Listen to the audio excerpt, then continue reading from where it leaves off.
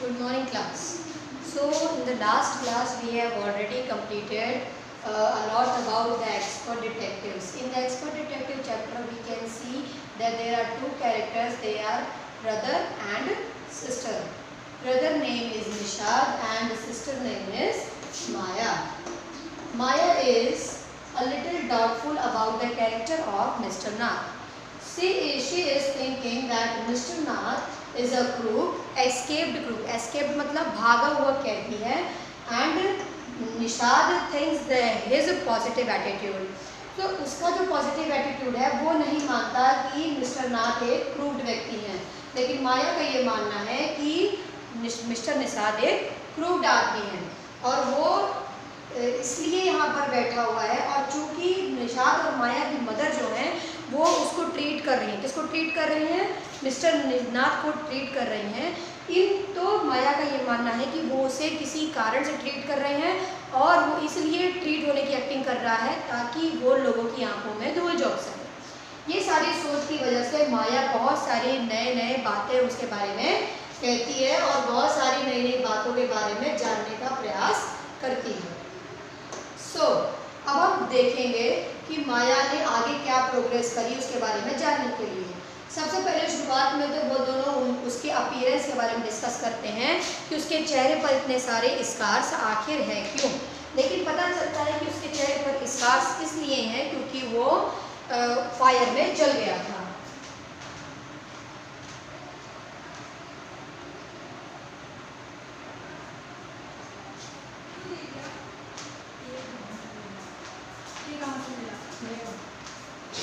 जब फायर में वो जल गया था उसकी वजह से उसमें जो भी फायर में वो जल गया था उसकी वजह से चेहरे पर बहुत सारे धब्बे और निशान पड़ गए थे. ये बात कहता है कौन? निषाद कहता है माया से. आगे हम देखते हैं कहानी. इसके बाद how do you go on. अब इसके बाद हम कुछ फैक्ट्स के बारे में वो डिसाइड कर रही है. कौन? माया कुछ इसके फैक्ट्स के बारे में जानना चाहती है. क्या जानना चाहती है? कि मिस्टर नाथ जो है वो सिर्फ एक फ्रेंड से मिलते हैं. संडे को वो फ्रेंड उनका आता है, स्पेक्टिकल पहनता है. रमेश उनके लिए भोजन देने जाता है और भोजन के बाद उसे टिप्स भी मिलती है. वो टिप्स लेकर नीचे चला आता है. निषाद बहुत सारी बातें रमेश से पूछता है. किसके बारे में? मिस्टर नाथ के बारे में. और बहुत सारी जानकारी माया को देता है. उसी के बाद माया उसको शाबाशी देती है, उसे अप्रिशिएट करती है और वो कहती है कि चलो हमने कुछ तो पता लगा दिया मिस्टर नाथ के बारे में ताकि हम क्या कर सकें, उसको पकड़वा सकें, हम उसे पुलिस को दे सकें. So we can trap the crook, ताकि हम क्रूक को क्या कर सकें, पकड़ सकें. How do you go on Maya, how you can possibly imagine he is a crook. तुम ये क्या कह रही हो? तुम कैसे मान सकती हो कि वो एक दुष्ट व्यक्ति है, वो एक स्काउंड्रल है, जबकि वो बहुत ही सीधा साधा है, जबकि वो बिल्कुल सीधा दिखता है. Criminals can look quite ordinary smarty. मेरी बात ध्यान से सुनो. क्रिमिनल्स कैसे दिखते हैं? ऑर्डिनरी ही दिखते हैं. I retorted, did you see the picture of Hyderabadi house breaker in the papers yesterday? कल तुमने हाउस ब्रेकर की पिक्चर देखी थी हैदराबादी की? He looked like any man on the street. किसी भी गलियारे के किसी भी आदमी की तरह वो नॉर्मल ही दिखाई दे रहा था. उसका चेहरा कुछ अलग से नहीं था. Nishad looked doubtful. उसे संदेह होता है. किसको? निषाद को संदेह होता है. The monsoon broke the next day. दूसरे दिन क्या होता है? जोरदार बारिश होने लग जाती है. Dark clouds accompanied with blinding flashes of lightning and roaring rolls of thunder burst with all their fury, flooding the street with a heavy downpour. मतलब दूसरे दिन मानसून बहुत खतरनाक हो जाते हैं. खूब सारे घने घने बादल आ जाते हैं जिनमें खूब सारी बिजली चमक रही होती है, खूब सारी आवाज़ें होती रहती हैं और बादलों की गड़गड़ाहट की वजह से ढेर सारी बारिश से पूरी जो गलियां होती हैं वो क्या जाती हैं, पानी से लबालब भर जाती हैं. और इसी वजह से क्या होता है, रोड पर चक्का जाम हो जाता है. School was to have reopened after the summer holidays.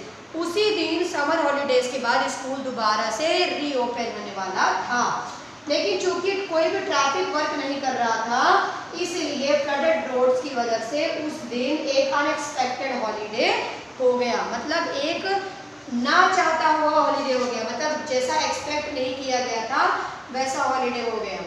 क्योंकि समर हॉलीडेज के जस्ट बाद वहाँ जोरदार बारिश हो गई। अब माया कहती है I thought I'd spend the time usefully and I sat at my desk in our bedroom with a sheet of paper before me। तो मैंने सोच रखा था कि मैं उस दिन कुछ क्या करूँगी, कुछ अच्छा और कुछ उपयोगी करूँगी। क्या उपयोगी? मैं क्या करी, मैं बेडरूम में जाकर बैठ गई और मैंने एक पेपर अपने हाथ में थाम लिया। अब देखो वो पेपर के साथ क्या करने जा रही है। I wrote in large block letters, मैंने बड़े बड़े अक्षरों में लिखा।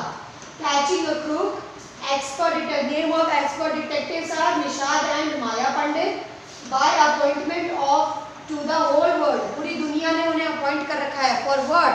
To find out the case of mystery। Next, then I began writing। Then I started writing। About half an hour later, I turned towards Seven, who was lying on his tummy। Tummy means pet. And chin cupped in his palms। Chin cupped, हाथ में cup होता है ना, चुल्लू बनाना उसको बोलते हैं cup. तो अपने हाथ को अपने चिन पर रखा हुआ था और लेटा हुआ था। You can see in the picture also। And reading comics। What she was reading? He was reading comics। And after completing the writing of Maya turned to Nishad। She asked to Nishad that want to hear what I have written। क्या तुम सुनना चाहते हो जो मैंने लिखा है अभी? He looked up questioningly। उसने बड़े ही डाउटफुल तरीके से उसकी ओर देखा। I have listed all the facts we know about Mr. Nath which might help us to trap him। What want to hear? Now she told that कि मैंने बहुत सारे फैक्ट्स जो हमें उनके बारे में पता थे वो हमने क्या कर लिए हैं, कलेक्ट कर लिए हैं। मैंने इस पेपर पे लिख लिए हैं। जैसे हम क्वेश्चन सॉल्व करते हैं तो क्या करते हैं, पहले जो भी वैल्यूज हमें क्वेश्चन में दी रहती हैं first we write to them, then we make them we then put some formula and then get or fetch the answer। Just like that we are also doing the same here। So the Seven nodded। Seven ने समझा है कि हाँ मैं जानना चाहता हूँ। Fact number 1 I read his name is Mr. Nath। We must discover his first name। पहला फैक्ट कि उसका नाम क्या है, मिस्टर नाथ है, लेकिन हमें उसका पहला नाम भी पता होना चाहिए। पहला नाम मतलब what is the real name of Mr. Nath? Nath is the title। Nath is the title। वो तो उसका क्या है, सर नेम है, लेकिन उसका पहले वाला नाम क्या है ये हमें पता होना चाहिए। Do you think that's his real name माया? निशाद ने पूछा, क्या तुम्हें लगता है कि ये उसका असली नाम है? Probably not। बिल्कुल नहीं। Most crooks have an alias। alias मतलब होता है उपनाम। alias मतलब क्या होता है, उपनाम। जैसे अगर आपके पड़ोस में आपने देखा होगा किसी नेता वेता का नाम अगर होता है तो लोग उसको जिस नाम से जानते हैं वो अपना वो नाम भी अपने पोस्टर्स पे लिखवाते हैं, जैसे रिंकू, मुन्ना, छोटू। ऐसा क्यों लिखवाते हैं, ताकि लोग जिस नाम से भी उन्हें जानते हो उसे पहचान जाए। सो अलाइस मतलब उपनाम। तो ज़्यादातर जो क्रूक्स होते हैं, जो दुष्ट व्यक्ति होते हैं, वो अपना एक अलायस भी रखते हैं। So I added a big question mark after Nath. अब इसके बाद फिर माया ने क्या किया, जब ये बात उसे मतलब उसने निशाद ने ये बात बोली तो उसने ये बात भी नोट कर ली कि ये उसका करेक्ट नाम है या नहीं, ये पता लगाना है। दूसरा fact number 2 I read on the tenants at the, tenants मतलब होता है किराएदार, tenants at the Shankar house से ही is mad, strange and unfriendly. दूसरा फैक्ट उसके बारे में क्या पता चलता है कि बाकी और किराएदार जो शंकर हाउस में ही रहते हैं मिस्टर नाथ के साथ, वो कहते हैं कि वो पागल है, और वो लोग कहते हैं कि वो अजीब है, और वो लोग कहते हैं ही इज टोटली अनफ्रेंडली, मतलब किसी से ज़्यादा बात नहीं करता।